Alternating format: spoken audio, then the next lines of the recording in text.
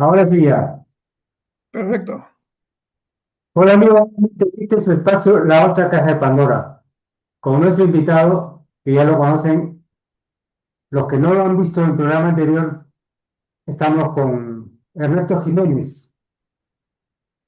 A él nos va a decir cómo lo conocen en el argot, con el argot que él digamos, se ha hecho conocer en el ambiente periodístico, pero además de una forma cariñosa que le han puesto un sobrenombre. Pero el motivo de nuestro reencuentro es una noticia que ya la comunidad universitaria, sobre todo sanmarquina, ya sabe, lo conoce, porque se trata de un libro y de un libro largamente soñado, esperado, no solamente por el autor Ernesto Jiménez, sino también por la sociedad universitaria que ha pasado sus años de estudio en esos tiempos. Y el título de la obra que ha logrado construir finalmente Ernesto, y que gracias a una editorial se ha podido dar luz materialmente, ahora recorre literalmente en librerías. Los interesados van a poder encontrarlo. Ya Ernesto nos dirá más o menos las fuentes de distribución, cómo está, porque el libro ha recorrido tres momentos: una feria internacional o feria de editores independientes en el siglo 28 y 31 de mayo. El 5 de mayo ha habido también comentarios y una presentación el 18 de mayo.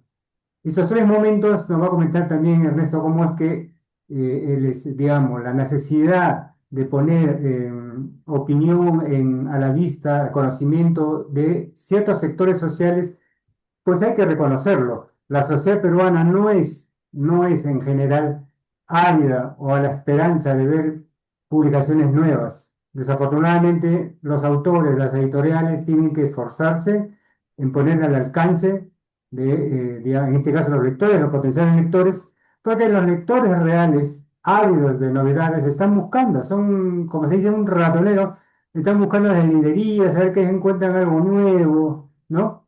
Se suele hacer eso. Ojalá en mayor número. Yo recuerdo en la época estudiante era lo mismo, ¿no? Tratar de husmear las librerías para ver qué encontraba de algo novedoso. Hoy en día, sin duda, es la internet, la web. Pero la experiencia de tener un material en mano es eso, una experiencia real. Mientras que la experiencia que nos da el sistema web, la red es, digamos, virtual, es de alguna manera mediada y es algorítmica, como dicen, no es fenomenológica, ya dijimos en programas anteriores. Y en este caso especial que queremos compartir con ustedes, se trata de la historia, parte de la historia dolorosa del país. Y dolorosa lo digo porque ha habido víctimas y la universidad no ha sido exenta de esto. Y Ernesto no solamente ha sido testigo, lo ha sufrido y hasta ahora se puede decir que lo viene sufriendo. ¿Y por qué lo digo eso? Seguramente en el transcurso de la conversación con Ernesto va a salir eso. Ernesto, siempre me expongo a esta larga perorata introductoria, pero bienvenido a este espacio con la novedad que nos traes, Ernesto. Hola, buenas noches, estimado amigo Juan, estimado público. Eh, Estoy dispuesto a contestar las preguntas que sean necesarias y también a contar lo que no está impreso ni escrito en el libro, ¿no? Que presento. Es un libro que tiene más de 100 páginas, más de 100 fotos y tiene una cantidad de páginas interesantes desplegadas hasta donde se ha podido de las fotografías, ¿no? La mayoría son en blanco y negro, algunas son en color, pero son las que abarcan lo que originalmente era de 1980 al 1992, que es la fecha, el año en que entró Fujimori a la universidad, ¿no? Y fue recibido de distintas maneras. Pero en todo caso, eso lo que los editores, el amigo Beto Castillo, le pusieron junto con la amiga Teresa Cabrera la larga década, ¿no? Yo hubiera preferido la década perdida, pero eso tenía muchas implicancias, ¿no? De repente negativas. Entonces, con la larga década es que estamos tratando de retratar lo que pasó no solamente una persona, sino una generación de alumnos, exalumnos y de profesores y trabajadores, ¿no? Inclusive también de personajes desde afuera, ¿no? Los mineros, los profesores, etcétera, etcétera, ¿no? Entonces, esa es más o menos la disponibilidad del tiempo que nos estamos comprometiendo en reseñar, del 80 al 92. ¿Cuál sería la pregunta, estimado Juan? Sí, Ernesto, o bien dices, hay tu testimonio visual, para insistir, está ya en el libro, ¿no? Y lo que queda en todo caso pendiente es lo que no está, vamos a decirlo, plasmado en imágenes, pero está en la historia, está en el contexto de lo que ha experimentado no solamente Ernesto, sino la comunidad universitaria de la época. Bueno, originalmente yo lo que tenía en mi archivo era plantear una cantidad de imágenes que dé un discurso acerca de esas décadas, ¿no? De los 10 años, del 80 al 90. Y tenía una organización, tenía una cantidad de fotos, tenía un discurso visual y también un discurso textual, ¿no? Que complementaba con textos de los protagonistas, es decir, de docentes, exalumnos y alumnos también de esa época, incluyendo también algunas experiencias personales, ¿no? Pero como estuve mucho tiempo buscando auspicio, buscando quién lo imprima y no encontré, entonces así por esa razón del destino nos encontramos pues con el editor Beto Castillo y también con Mijail Mitrovic, que ambos conforman la plantilla, digamos así, de la empresa editorial La Balanza, ¿no? Entonces, con ellos es que craneamos nuevamente ya y lo empezamos de cero prácticamente, escogiendo imágenes. Bueno, fundamentalmente ellos fueron los que, llamémoslo así, los curadores de la muestra, y ellos son los que más o menos definieron, ¿no? Cuáles son los nuevos límites, los nuevos, el discurso visual, etcétera, etcétera, y ya llamaron a la amiga de ellos, Teresa Cabrera, a la cual no he tenido el gusto de conocerla, sino hasta la fecha en que se hizo la presentación, una socióloga, antropóloga sanmarquina, que también se especializó en muchas cosas, y con ellos es que más o menos ya comenzamos a hacer la selección de las imágenes, hemos revisado muchas imágenes de archivo, hemos desechado también una cantidad de imágenes y hemos buscado hasta encontrar el tipo de imágenes que son los que ellos estaban queriendo mostrar, ¿no? Entonces, esa nueva selección, que eran más de ciento y pico, no 120 y tantas imágenes, fueron organizadas a su estilo y con los textos adecuados al pie de cada imagen que no hubieran sido, pues, si yo lo hubiera hecho, ¿no? Pero son ellos los editores y entonces, por lo tanto, son los que tenían el derecho, pues, o el deber de escoger los textos, etcétera, y así es como lo presentamos, ¿no? Estamos de acuerdo en eso, buscamos llamémosle, después de haber leído, porque eso en la Escuela de Periodismo de la Católica, donde estudié, decían, no, para empezar una nota siempre se empieza y se termina, ¿no? Una vez que ha nacido el niño, recién le ponemos el nombre. Entonces el título de la nota, o en este caso del libro, lo hemos puesto a las finales, ¿no? Ya como la tapa. Hemos discutido distintas alternativas, distintas, digamos, formas de ver y acordamos en que sea esa la mejor expresión, ¿no? La larga década, en la cual coincidimos y la pusimos, ¿no? Hubiera sido otra la idea, ¿no? Pero en fin, ya esas son cosas que han pasado en la historia, ¿no? Y que quedan dentro del tintero. Sí.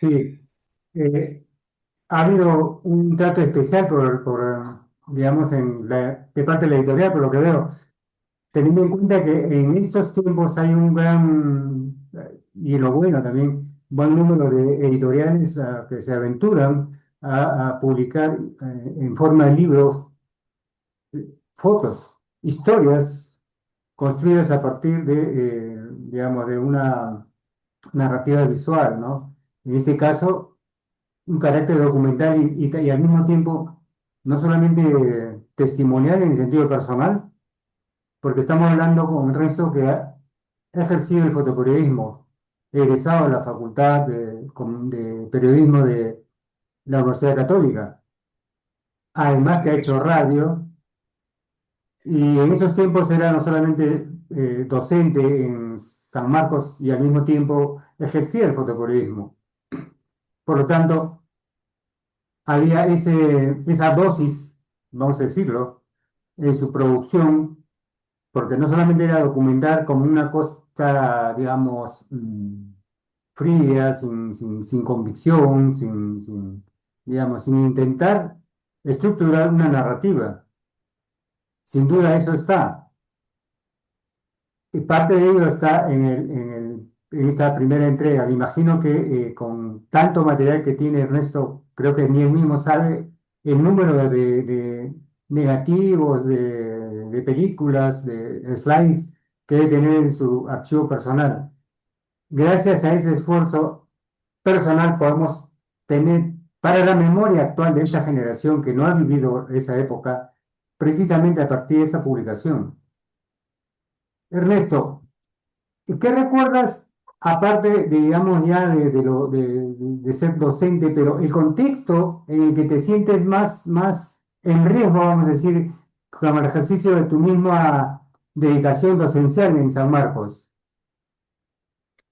Mira, el haber ingresado a la docencia en la Universidad de San Marcos fue en el año 80, en las cuales nosotros, bueno, fuimos llamados por una comitiva de alumnos de ahí de la universidad, de la Escuela de Comunicación Social, la cual le buscaban alguien que pueda enseñarles de fotografía periodística. Y yo estaba trabajando en Interfoto, que es una agencia fotográfica que trabajaba para la revista Semanario Mauta y también otras publicaciones, ¿no? Pero fundamentalmente a Mauta, y que se caracterizaba por tener despliegues fotográficos impresos en su semanario, ¿no? Por esa razón es que se acercaron a nosotros y, bueno, quedé rifado prácticamente yo. Fui a ver de qué se trataba y cómo esto, entonces tuve la ocasión de ver que había que reconstruir prácticamente o construirlo desde cero, el aula, no solamente las aulas, ¿no? Sino el sílabus y las metodologías de enseñanza, etcétera, etcétera, ¿no? Porque recién se estaba construyendo en el tercer piso de la pabellón de letras las aulas de comunicación social. Antes estaban desperdigadas por distintas partes y se estaba centralizando en el tercer piso las aulas y tuve la ocasión o la oportunidad de decir, bueno, acá tienen que ir tal cosa, aquí tal otra, el lavadero, los caños, la iluminación, etcétera, etcétera, ¿no? Las enchufes. Entonces, todo eso lo hemos tenido que diseñar prácticamente de cero, junto con los trabajadores, y de ahí cranear el siguiente paso era comenzar a meternos en el sílabus, ¿no? ¿Qué es lo que se llaman los requisitos de ingreso? El input de cuáles son el tipo de formación que han tenido previamente, que están teniendo, y cuál es el requisito de salida, ¿no? O sea, cuáles son sus capacidades, sus identidades, etcétera, etcétera, después de haber pasado la cantidad de ciclos adecuados de fotografía. ahí también eso vino el peso específico, peso académico, y fotografía periodística en una escuela de comunicación social era pues un curso básico y elemental, y hasta cierto punto de especialidad. Entonces, hemos dado cuatro, cinco cursos, cinco niveles de fotografía y tenemos que diseñar el sílabus de cada uno de esos, el sílabus de cada uno de esos ciclos, ¿no? Entonces, es ahí como hemos visto un segundo problema que hemos tenido, es de que en San Marcos, siendo una característica, pues, es de que sus alumnos eran, pues, de extracción muy popular. Entonces, hablar de un equipo fotográfico costaba pues una cantidad de plata imposible de obtener por la mayoría de los alumnos. Entonces, solamente debe quedar lo que los alumnos ya tenían la cámara y cómo hacer para que compartan para poder hacer la enseñanza, ¿no? Entonces, un aula de 40, 50, 60 alumnos y solamente había pues 4, 5, 6 cámaras. Entonces, comprometer a los alumnos y nosotros nuestro pensamiento, ese es lo que nos ayudó también nuestra metodología que ya habíamos obtenido pues en la Universidad Católica, en los cursos de sociología que seguí. Ya tenemos pues la formación ideológica, ¿no? Es decir, la socialización de los medios de producción fotográfica. Entonces, eso además otra cosa importante, ¿no? ¿Para quién estamos trabajando? O sea, ¿para quién estamos formando a esa gente, ¿no? Entonces, en los periódicos, de los cuales yo tengo también una experiencia así vital, haber trabajado en diarios, en revistas, etcétera, entonces eso me da la idea, pues en un periódico, en un medio de prensa, había pues 5, 6, 8, 10 reporteros gráficos y solamente habían uno, dos o máximo tres laboratoristas. Entonces, esa realidad concreta nos exigía que nosotros debemos de preparar a la gente a pensar con la cámara, a tener una idea de lo que es el discurso visual, y eso entonces sería la posibilidad de mantener una distancia segura, ¿no? Para poder conseguir trabajo en los medios de prensa gráficos, ¿no? De lo que se estaba dando ahí en el famoso mercado, ¿no? Entonces, esa es la diferencia con otras escuelas de fotografía o institutos, etcétera, ¿no? Que les enseñaban a hacer fotografía a través de todo el proceso y nosotros ya hemos idealizado o profundizado en la manera de ver fotográficamente el asunto, no en la artesanía, no en la técnica de laboratorio, sino en la técnica mentalizarse, ¿no? En lo que es tomar fotos, en lo que es graficar la historia, ¿no? Entonces, es esa la idea y eso le hemos dado en las famosas comisiones, cuadro de comisiones, que esto también otra de las cosas que desgraciadamente, pues, como han sido tantas, cada semana, cada 15 días teníamos esos cuadros de comisiones que lo colocábamos en el periódico mural de la escuela y los alumnos leían, ¿no? ¿Cuáles eran los requisitos que tenían que traer? Algo así como cosechar, ¿no? Cosechar las fotos en la chacra que es la sociedad y tenían que traer, pues, si el tema era, suponte, pues, los ambulantes, entonces había que hacer un seguimiento de los ambulantes desde que salen de su casa, cómo viven, qué es lo que venden, qué cosa, cuánto es lo que ganan, o cuáles son las condiciones en las cuales la policía también, la policía municipal y la policía intervenía, pues, porque en esa época los ambulantes en Lima eran considerados una plaga, ¿no? Entonces, imagínate, pues, cómo era la avenida Bancay o cómo eran los alrededores del mercado central, que tapizado de carretillas, de personas, había de todo tipo. Entonces, fotos panorámicas, fotos individuales, fotos de detalle, etcétera, etcétera. Todo eso está previsto, planificado y organizado para que puedan hacer las tomas, ¿no?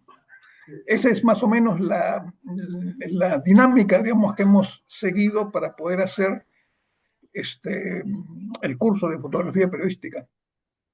Sí, Juancito, dime. Sí, Ernesto, mientras has estado efectivamente rememorando la época como docente y los conceptos que pretendías transmitir, y que al mismo tiempo tenías un contexto social bastante tenso. Y hemos abierto con alguna de esas fotos en el que efectivamente están las dos pintas en el estadio de San Marcos, tanto el MRTA como el Sendero Luminoso, como una señal de marcar territorios mutuamente, ¿no? En esa, digamos, en medio de eso está la sociedad universitaria en San Marcos. Después vamos a ver más material. Haciendo una pausa, vamos a decirlo, desde lo que acabas de contarnos, de las intenciones en el sentido académico, de cómo enfrentar digamos, la coyuntura, no solamente laboral, como tú dices, ¿no? O sea, las posibilidades de encontrar futuro desde la profesión en que tú mismo la experimentabas. Y digamos, transmitir al estudiantado la inquietud de generar contenido, lo que ahora se llama generar contenidos visuales, narrativas visuales, ¿no? Con una temática que sin duda en ese momento el entorno social, histórico social, era bastante fuerte, ¿no? Una presión muy, muy, muy fuerte, ¿no? ¿O no era así, Ernesto? Coméntanos. Bueno, en principio, en la época en la cual de los 80 al 90 nos hemos formado nosotros, previamente antes de eso, en los 70 nos hemos formado en el periodismo de diario, de revistas, de semanarios, sin gremios, o sea, no existía todavía el colegio de periodistas, no existía el círculo de periodistas, la Federación de Periodistas existía, pues, pero era más un deseo, una idea, ¿no? Que una organización. Y tampoco existía, pues, constitución o el parlamento, etcétera, ¿no? Ni menos los derechos humanos, ¿no? Entonces, en esa década del 70 hasta más allá del 80, ser periodista era pues era un delito, ¿no? Y ser periodista de izquierda, periodista de oposición, que grafica lo que sucedía en las calles o en otros lugares, era pues ya, era un crimen, ¿no? Entonces, ahí no valían pues las credenciales, ni los chalecos, etcétera, etcétera, ¿no? Sencillamente uno que tomaba las fotografías a las policías que estaban apaleando o a los manifestantes que estaban quemando una tanqueta, eran perseguidos pues igualmente por tiros y troyanos, o sea, no interesaba quién diablos eran, el asunto es que tienes la cámara y habías tomado esas fotos, entonces tenías que correr.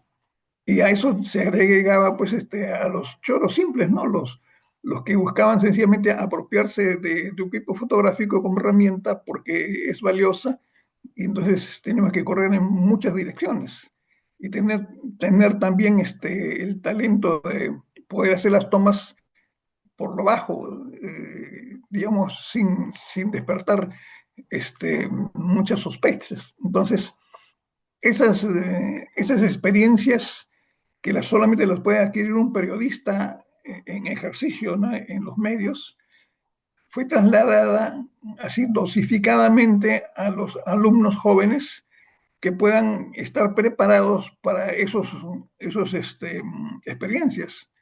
Entonces, en la década del 80, creo que ya se había dado, digamos, el Parlamento y todo lo demás, pero había pues una cantidad de movilizaciones sociales, etcétera. Entonces, eso, como dicen, la vida o la sociedad era muy gratificante, era muy pródiga en dar noticia a los reporteros gráficos, ¿no? Entonces, solamente había que poner en práctica las técnicas de cómo se hace para poder hacer las tomas fotográficas sin que sea notorio, ¿no? Entonces, el trasladar esas experiencias a los alumnos a través de las clases teóricas, a clases prácticas, etcétera, fue lo que motivó a muchos de los alumnos a poder introducirse en el campo serio de la fotografía periodística como una forma ya de asumir, ¿no? Una especialidad, llamémosle así.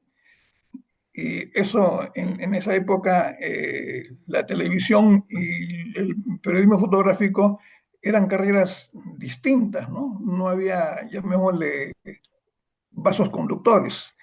Hoy en día, en cambio, el ser reportero gráfico y o videógrafo o camarógrafo es casi lo mismo, ¿no? Porque la tecnología de una cámara, digamos, fotográfica se convierte inmediatamente en una cámara filmadora y viceversa, ¿no? Una cámara filmadora puede hacer las fotografías de calidad como para poder publicarlas, ¿no? Entonces no hay ningún problema. Entonces en esos tiempos sí era diferencias tecnológicas, diferencias económicas y también diferencias físicas, ¿no? Porque el cargar una cámara de fotografía significaba pues entre 10, 15, máximo 20 kilos de peso, ¿no? Entre lentes, baterías, trípodes, flashes, etcétera, etcétera, y pilas, ¿no?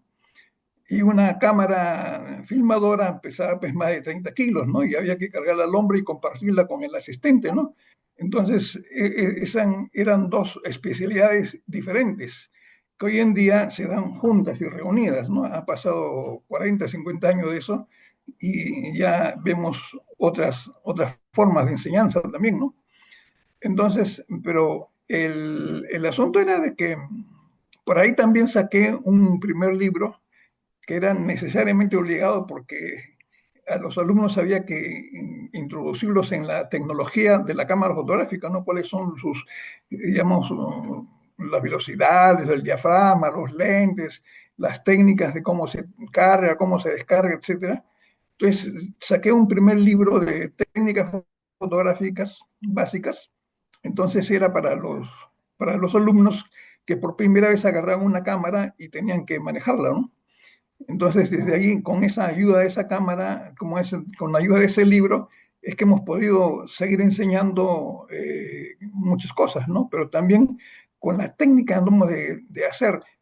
Y era una cuestión así que en la escuela para tener un proyector de diapositivas o un proyector de negativos y bueno, en la pared blanca se proyectaban pues en la oscuridad las imágenes conseguidas pues del rollo directamente así sin cortarlo, sencillamente imagen por imagen, se proyectaban y la gente pues miraba pues los trabajos de los alumnos, ¿no? Como las cámaras que eran, llamémosle compartidas, una cámara tenía pues cuatro, cinco, seis autores y cada autor sí sabía pues qué foto había tomado, ¿no? No solamente por la calidad, sino por el motivo. Entonces, eso se podía identificar en las muestras fotográficas de contacto, o sea, chiquititas del tamaño de la película, pero también se podía elegir, elegida por aclamación, por, proyectándola pues en la pared de 3 metros por 2 metros, ¿no? Entonces todo el mundo veía, pues, al más miope veía, pues, todas las cualidades, ¿no? La nitidez, el encuadre, la densidad, etcétera, en negativo. Entonces eso ya tenían la costumbre de poder ver en negativo, cosa que no todo el mundo lo tiene. Y también veían la densidad, ¿no? Si estaba muy oscura, muy quemada, muy transparente, etcétera. Todos esos detalles técnicos eran pues obtenidos o mirados, apreciados, ¿no? Por todo el salón. Entonces prácticamente cuando todo el mundo se ponía a aplaudir la foto, entonces decían, esa es una de las fotos elegidas. ¿Quién es el autor? Fulano de tal, ya, entonces esa va para la peña, ¿no? Esa es la más alta nota. Y como cuando habían otras que están totalmente desenfocadas, o estaban descuadradas, o estaban muy oscuras o muy claras, la gente pues piteaba, ¿no? Entonces decían ya, esa, pues ni hablar, no sirve. Entonces ya la gente con eso tenía una visión en carne propia, ¿no? De lo que era el éxito o el fracaso de las personas. Entonces, evidentemente, pues que habían gente que se dan cuenta, pues que no habían nacido para ser reporteros gráficos, ¿no? Y hay otra gente que sí sentían esa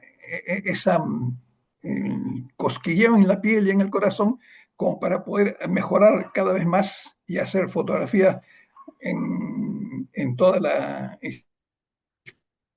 extensión de la palabra, ¿no? Fotografía periodística, porque es otra de las cosas, ¿no? Una cosa es ser fotografía, artista, etcétera, y otra cosa es la fotografía periodística. Entonces, esa es además otra experiencia, por ejemplo, que la hemos recibido nosotros en los periódicos en los que nos ha tocado trabajar como semanarios, ¿no?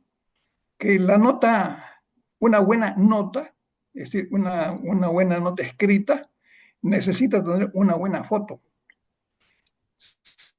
Si la nota escrita no tiene una buena foto, sencillamente no se publica. Y al revés también. Una buena foto, para publicar esa buena foto, necesitaba tener una buena nota. Entonces, si no hay una buena nota para esa foto, tampoco se publica. Entonces había llamémosle, vasos conductores, ¿no? Entre el reportero gráfico y el redactor o la redactora para poder coincidir en algo, ¿no? Cuando uno pasaba así las cosas en un evento, en un meeting, en una bronca, había que pensar pues en la trascendencia, ¿no? Entonces, si tiene la foto de la bronca, bacán. Tiene la foto del apresado, también. Pero si no tienes la foto del apresado, por mucho que tengas fotos de todo tipo, falta esa foto, pues entonces no se puede, no está bien hecha la nota. Entonces, ese es más o menos los alumnos, ¿no? Y que llevó a que en un momento determinado, a mediados de los 80s, hubo un congreso nacional de estudiantes de comunicación social en las cuales me tocó plantear la ponencia sobre el sistema de educación en San Marcos, ¿no? Frente a las otras escuelas de la Católica o de la Universidad de Lima o de la Pausato y Mesa, que Ernesto, tenían distintos tipos de aprendizaje, ¿no? Ernesto, La Convención de Estudiantes de Comunicación Social del Perú, Convención Nacional, en las cuales yo representaba, me tocó el turno de representar a San Marcos para reseñar el sistema de educación a los alumnos en condiciones desfavorables, lo cual era totalmente diferente a los alumnos de la Católica o los alumnos de la Universidad de Lima, inclusive lo del Bausotti Mesa, ¿no? Porque cada uno de ellos exigía un alumno una cámara y nosotros tenemos pues 50 alumnos y unas 5 o 6 cámaras. Entonces, explicando solamente la visión que teníamos para poder enseñar en esas condiciones, es que nos tocó la experiencia, ¿no?, de compartir, y de ahí nacieron las famosas ideas pues, sobre la comunicación popular y la comunicación alternativa, que tantas veces se ha hablado, ¿no? Pero, en fin, llevó a cabo una exposición académica sobre esos principios, ¿no? Y fuimos considerados, pues, un caso especial, llamémosle así, en la enseñanza de periodismo fotográfico, ¿no? En esas condiciones. Bueno, todo ello sirvió para, llamémosle, ajustar o hacer que la identidad de los alumnos de San Marcos, al recibir la enseñanza de fotografía periodística en esas condiciones, se afianzara, ¿no? Y entonces se sintieran más seguros de sí mismos. Entonces, después de esa experiencia, ya continuó para adelante lo que faltaba de la década y ya las condiciones fueron poniéndose un poco más difíciles, por así decirlo, ¿no? Y los años 88, 89, 90 fueron los más, llamémosle, álgidos. Hubieron muchas intervenciones muchos allanamientos, digamos, no intervenciones, no, allanamientos de la policía y del ejército en la universidad. Entonces, todo ello trajo consigo también un deterioro, pues, de las condiciones económicas y sociales, pues, tanto de los alumnos como de los docentes. Entonces, yo, después de haber trabajado esos 10, 11 años, y considerando de que yo estaba ahí más que nada por una cuestión, llamémosla así, no sé si llamámoslo política, ¿no? Pero más ser una cuestión de necesidad, llamémosla así, ambiental o generacional, de hacer la enseñanza catedrática de fotografía, ¿no? Y fotografía, en ese tiempo nosotros consideramos pues algo así como fotografía proletaria, fotografía revolucionaria o fotografía vivencial. Entonces, esa digamos, rama de las ciencias sociales, ¿no? Que era comunicación visual, fue, llamémosle, fue puesta en peligro, pues, la continuación. Y ya fue en el año 91, 92, en las cuales, después de las intervenciones que fueron muy llamativas y pues muy dolorosas para mucha gente, porque fueron pues a parar con sus huesos a la cárcel o a algún depósito militar, qué sé yo, durante mucho tiempo. Y de ahí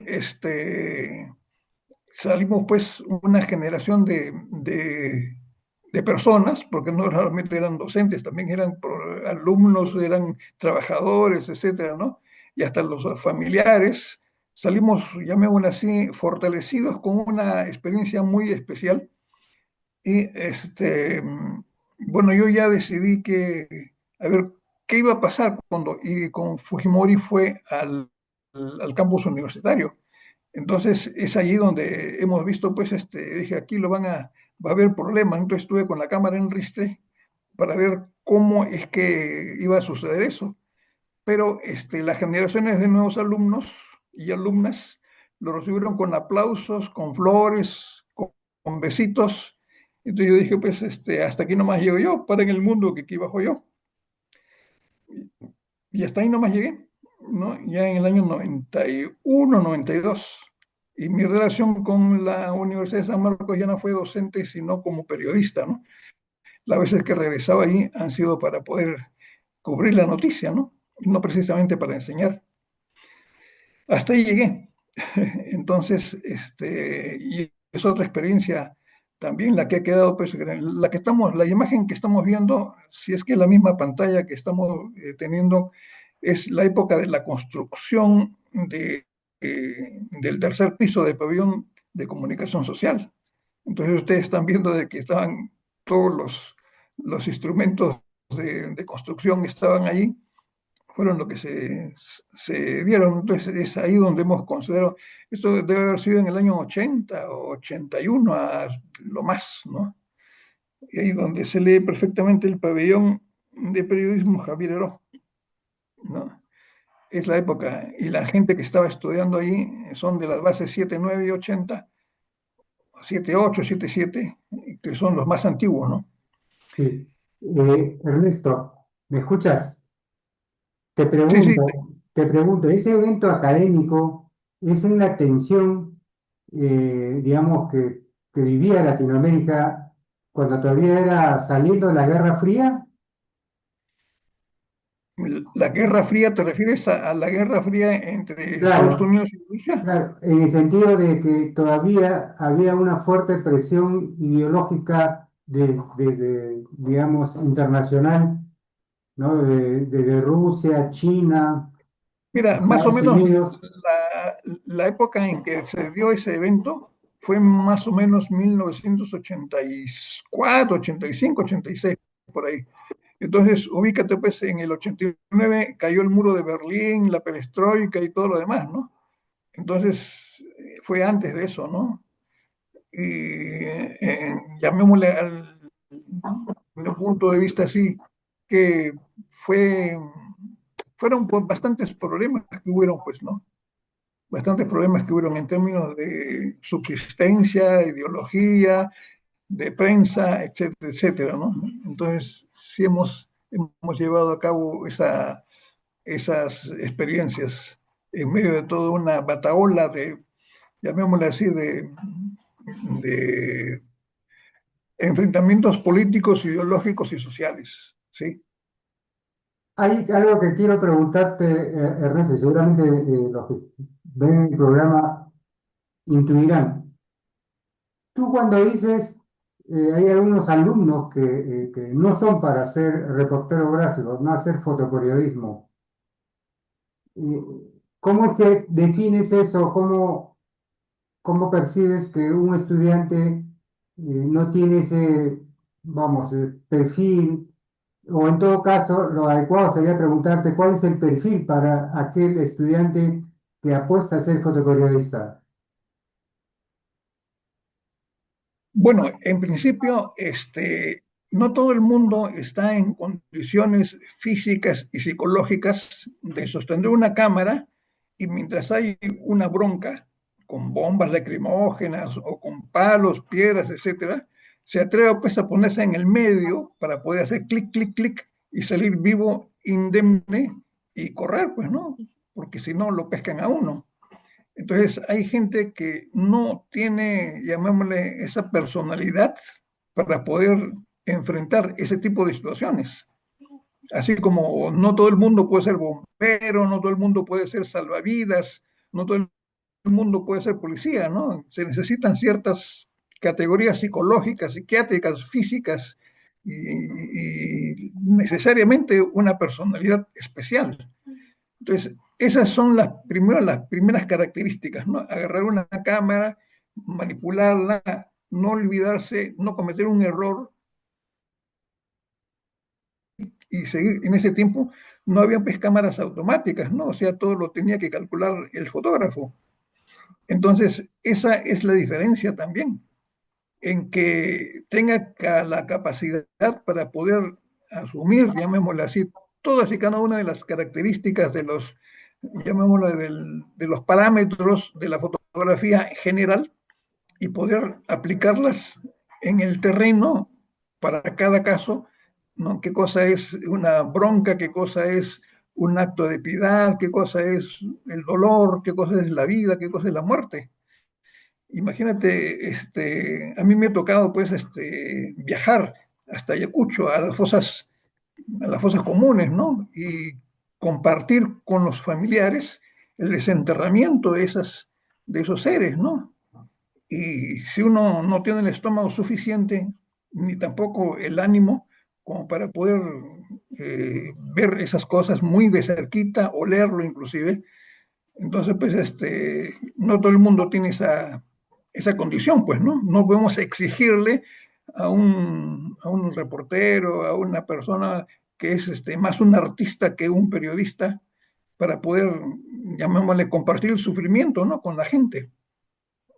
Yo recuerdo, por ejemplo, el caso dramático de exalumnos, o alumnos en ese momento eran, pues, ¿no?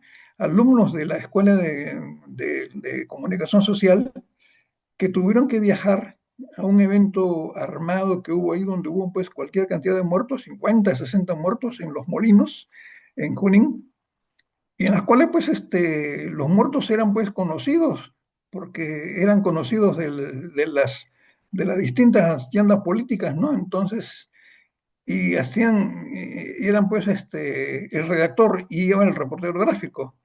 Entonces, en esos momentos el reportero gráfico tenía que tomarle las fotos a todos y cada uno de los muertos, ¿no? Tenía que acomodar la cara para que se vea bien, para que se pueda saber quién es la víctima, ¿no?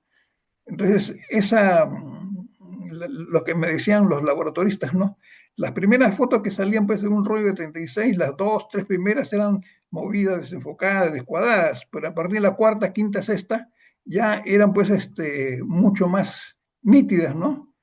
Entonces, y el redactor, por ejemplo, o la redactora, que tenía que ver eso y tenía que tomar nota, etcétera, etcétera. Algunas se ponían a llorar, otras no querían ni mirar, etcétera, querían salir, huir de ahí, pero como una persona que es periodista, comunicador social, va a poder rehuir de la noticia, ¿no?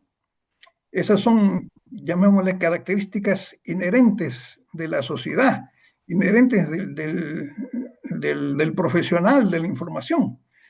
Entonces, aparte de eso, era también necesario el hacer un seguimiento gráfico o fotográfico, ¿no? De qué cosa es lo que ha pasado. Entonces tiene que tener, así como el periodista tiene sus verbos, tiene sus frases, tiene llamémosle, su métrica lingüística, el reportero gráfico también tiene su disciplina de imagen, ¿no? ¿Qué es lo que está pasando? ¿En dónde está pasando? ¿Quiénes son los responsables o quiénes son las víctimas? Tiene que pensar en todas esas cosas y tomar la foto de eso, Si no toma la foto de eso, la gente no va a creer. Sencillamente no estamos hablando pues de un periodismo real, verdadero y objetivo. Entonces, esas es las características que es necesario inculcar en la visión de los alumnos, ¿no? ¿Qué es lo que debe de hacer? ¿No? Esa es la famosa, la típica expresión, ¿no? Primero haces el clic y después de hacer el clic ya puedes correr, llorar, reír, ¿no? O lo que fuere. Pero antes de eso, ni hablar, ¿no es cierto? Esa es más o menos la idea, ¿no? Ahora, digamos, si tú tienes la vieja escuela del mundo real concreto, como dice el periodismo puro y duro, pero hoy en día que hay el IA, la inteligencia artificial que recrea las escenas, que simplemente las tiene que hacer el prompt adecuado y, y el diario lo puede publicar y si se atreve a poner el crédito adecuado que es producto de IA, que debiera hacerlo. ¿Cómo te sientes tú como fotoperiodista que has recorrido y lo que acabas de hacer como testimonio, no solamente transmitir en la formación lo que acabas de decir, sino que lo has vivido, ¿no? Porque no es que lo hayas leído, o sea, sí lo has leído también, me imagino, pero es más la experiencia lo que acabas de transmitir, ¿no? Vehementemente, ¿no? Sí, bueno, en la Escuela de Comunicación Social de San Marcos, habíamos, finalmente, después de mí, han llegado dos, tres docentes más, pero uno de los docentes, el que llegó después de mí, era un ingeniero químico, ¿no es cierto? Que era muy bueno haciendo fotografía artística, muy bueno haciendo, pues, fotografía arquitectónica, ¿no? Y otro era un artista realmente, ¿no? Porque es una persona que con la cámara, con las luces, las sombras, rarezas, ¿no? Y todas eran muy bien cotizadas o muy bien vistas, ¿no? Pero no eran periodistas, pues, o sea, ese es el problema. Un tercer docente que llegó sí era periodista y también estudió antropología, ¿no? Este pata, sí, Pepas, le llamaban, que de repente lo conoces, José Paz Delgado, entonces Pepe Paz o Pepas, él sí era periodista, trabajaba en los medios, trabajaba en agencias, ¿no? Entonces, date cuenta que esa diferencia de enseñanzas era pues muy, llamémosle, loable, notable, etcétera, pero la enseñanza de la estética fotográfica para el arte es una cosa y la técnica fotográfica para la comunicación social, del diario, del medio y la revista es otra, pues, ¿no? Tendrían que fusionarse ambas para poder dar una buena, llamémosle, un buen producto, ¿no? Y Sí, eso es lo que más o menos me ha tenido que pasar a mí. sí, los académicos hablan obviamente que la fotografía, el impacto, lo que acá acabas de comentar, no es suficiente en estos tiempos. Tiene que apoyarse en lo conceptual también, Claro. que estaría en lo que tú acabas de decir, ¿no? La estética, la estética, digamos, que no solamente es la contemplativa, la que, digamos, la que usualmente a veces uno puede entender como sentido común, aquella que se ve en la galería, pero que en fotoperiodismo también hay el sentido estético, sino que tiene una dinámica distinta. Ujú. Sí, pues nuestra lucha ha sido siempre, como decía pues Mariátegui, ¿no? El pan y la belleza juntos, ¿no? La lucha por el pan y la belleza juntos. Es decir, el hacer del sistema de comunicación, de la información diaria, periodística, visual, hacer también un arte, una estética fotográfica, ¿no? Entonces, eso exige ciertas tecnologías, ¿no? Del caso de los lentes, de la velocidad, de las regulaciones, obturación, etcétera, etcétera, ¿no? Incluyendo los contraluces y los luces a favor o las luces y sombras, ¿no? Todo eso da, pues, ayuda a pensar. Además, hemos nosotros también inculcado en la gente con los famosos los periodistas más graves, más famosos, ¿no? Para empezar desde los iniciales en Francia, ¿no? O en Inglaterra, ¿no? ¿Quiénes fueron los primeros fotógrafos que han estado haciendo arte con esas cámaras de galería, ¿no? Cámaras inmensas. Y desde ahí con los otros fotógrafos, Larry Burroughs, o en la guerra de Vietnam, ¿no? Las cámaras que llevaban eran cámaras que eran totalmente manuales, mecánicas, ¿no? Las Leica o las Nikon, pero no las Nikon que ahora tenemos, pues, que son de plástico, ¿no? Eran Nikon de metal, pesadas, y tenían que hacer las tomas. Imagínate, pues, el Cornel Capa, ¿no? El que hizo las fotografías del desembarco de Normandía, ¿no? Tenía que sufrir, pues, los posibles balazos que le estaban disparando. Y si uno se pone a pensar, no, si me da el balazo a mí, o si la tenía a mi cámara, ¿cómo voy a hacer? Etcétera, etcétera, ¿no? Entonces, y él, sin embargo, Cornel Capa llegó a tomar excelentes vistas, ¿no? Algunas desenfocadas, otras movidas, etcétera, pero no hay otros documentos visuales cuando la lancha, digamos, se destapa, ¿no? La parte del frontal y quedan todos los soldados ahí, todas las personas que están ahí, listos como para poder recibir los balazos, ¿no? Entonces ahí tienen que hacer, pues, si encima tienen que tomar fotos, no tienen armas, sino tienen que tomar fotos de lo que sucede, como te digo, necesitan una buena dosis ahí de psicológica, ¿no? Y vivencial para poder salir adelante de todo eso, ¿no? Igual, en el caso de nosotros, las experiencias de los toques de queda, y las noches, etcétera, etcétera, ¿no? El recibir Eh, cerca los disparos, los balazos o las bombas, eso es algo, Apelando a lo que acabas de decir, sí. en las fotos que hemos visto hasta ahora, donde hay pintas, senderistas del MRTA, con consignas de su ideología, esas, para hacer las fotos, de todas maneras era un riesgo en ese tiempo, ¿no? ¿O no? ¿Era un qué? Tenía un riesgo de ser calificado como delator, como soplón, como... O era, digamos que simplemente cualquiera podía tomarlo, no lo creo.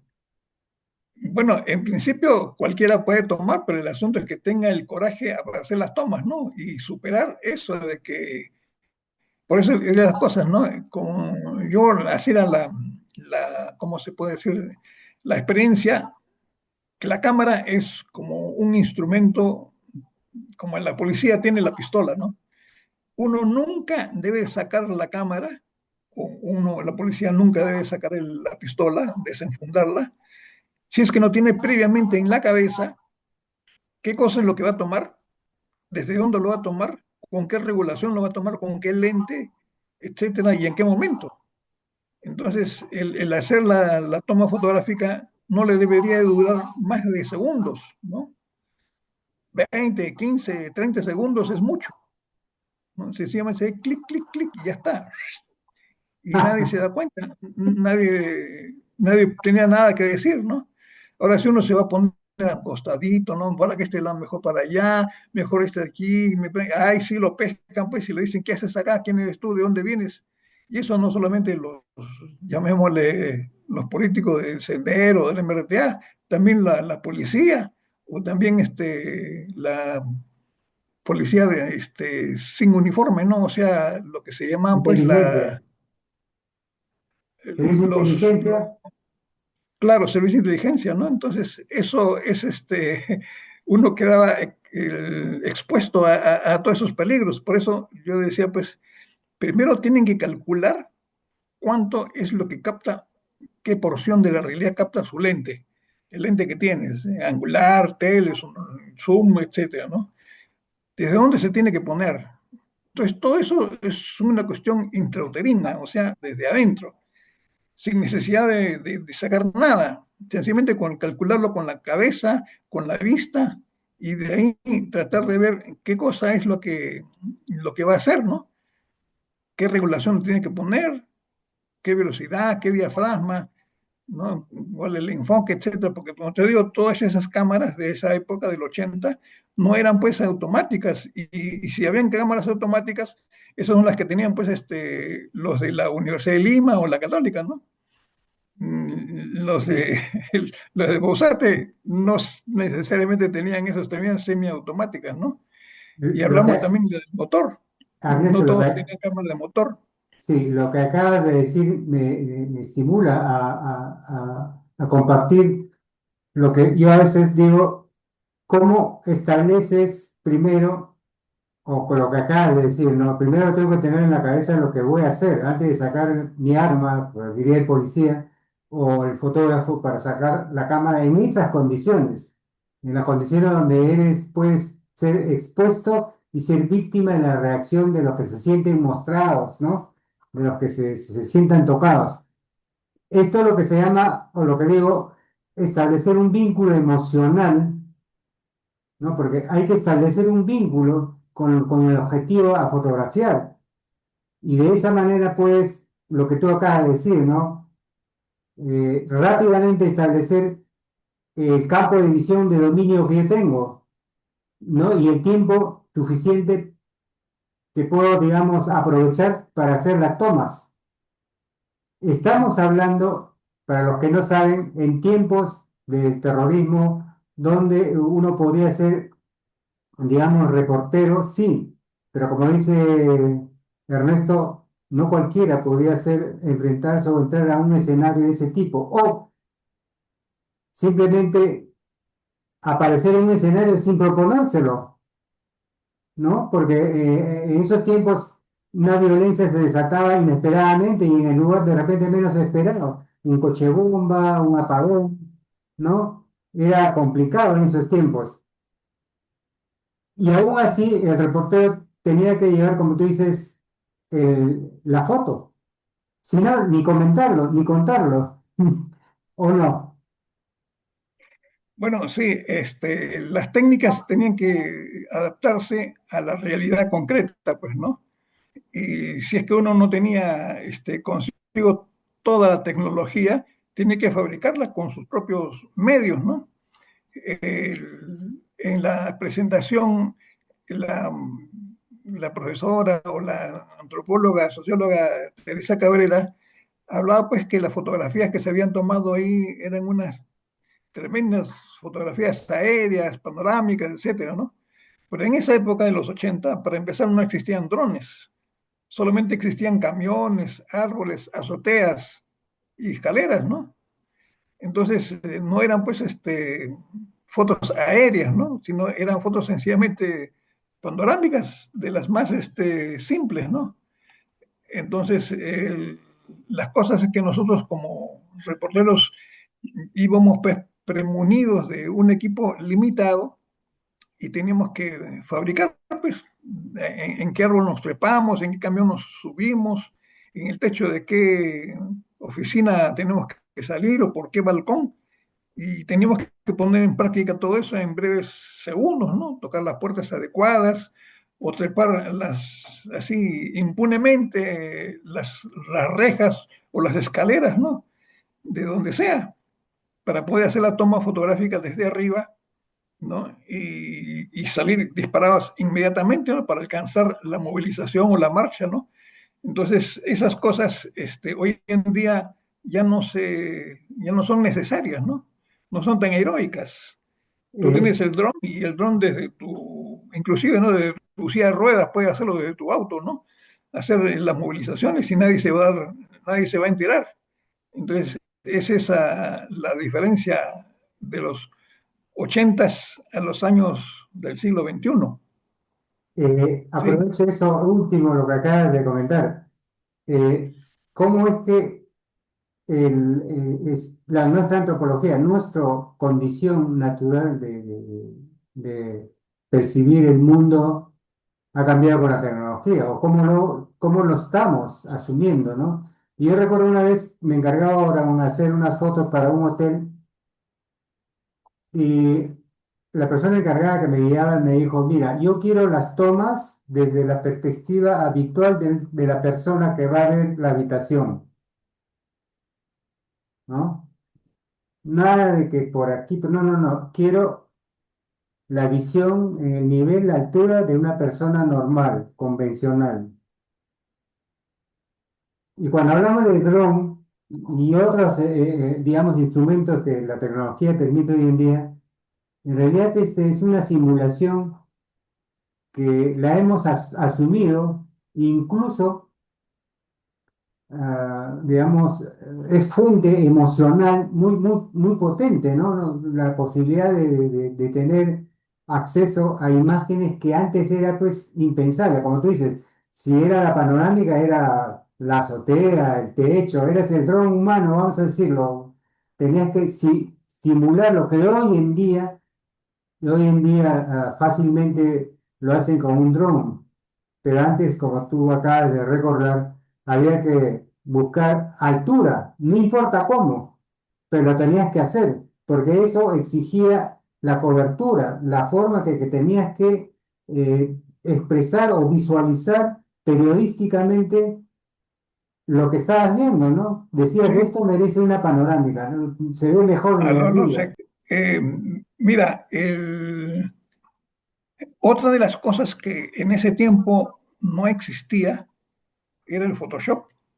Entonces nosotros teníamos que hacer con por nuestro propio especulio, digamos así, los retoques fotográficos cuando había que empatar una imagen tras otra imagen para hacer una panorámica, ¿no? Y teníamos que tener un buen bisturí, una buena eh, laboratorio para poder hacer esas fotos, pegarlas físicamente y después de ahí pasarlas ¿cómo se llama?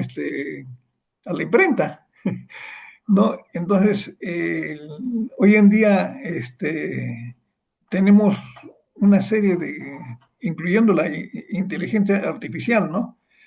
Que ayudan a hacer, facilitan enormemente esa tarea, ¿no? Por eso te decía que hoy en día hablar de reporteros gráficos o de videomakers o de cineastas es prácticamente lo mismo, ¿no? Porque las mismas leyes que originalmente se daban para hacer una fotografía son las que se necesitan básicamente para empezar a hacer un video. Entonces, si es que no tienes bien en claro esa formación técnica, estética, entonces no puedes pues, pasar al siguiente nivel, ¿no? O sea, empiezas como fotógrafo, como reportero gráfico, y sigues ahí como videógrafo y finalmente como editor, ¿no? Entonces, además, otra de las cosas, en las mesas de redacción, cuando ya está en época de cierre, en la hora de cierre, lo que se ponen en la mesa son todas las fotografías y lo que se cogen ahí no son pues cámaras, ni tampoco se cogen fotógrafos, ni tampoco se cogen técnicas, se cogen fotos. Y si la foto está allí y es buena y representa lo que la nota está diciendo, evidentemente que va, pues. Y después ya dice, después que se ha escogido la foto, recién dice, ¿quién tomó esta foto?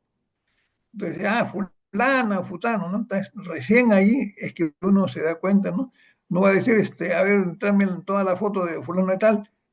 No, primero se ven todas las fotos de todos. Entonces, en base a eso se hace la selección. Entonces, esa es una disciplina inherente al periodismo, ¿no? Al periodismo de todo tipo. Y eso deberíamos de tenerlo en cuenta en estas épocas de la modernidad, de la inteligencia artificial, ¿no? En fin, dime, Juancito. Las fotos que estamos viendo en esos tiempos era una clase habitual, pero con las pintas que hacían el grupo de terroristas en San Marcos. El Mira, profesor que está dictando es Lévano, ¿verdad?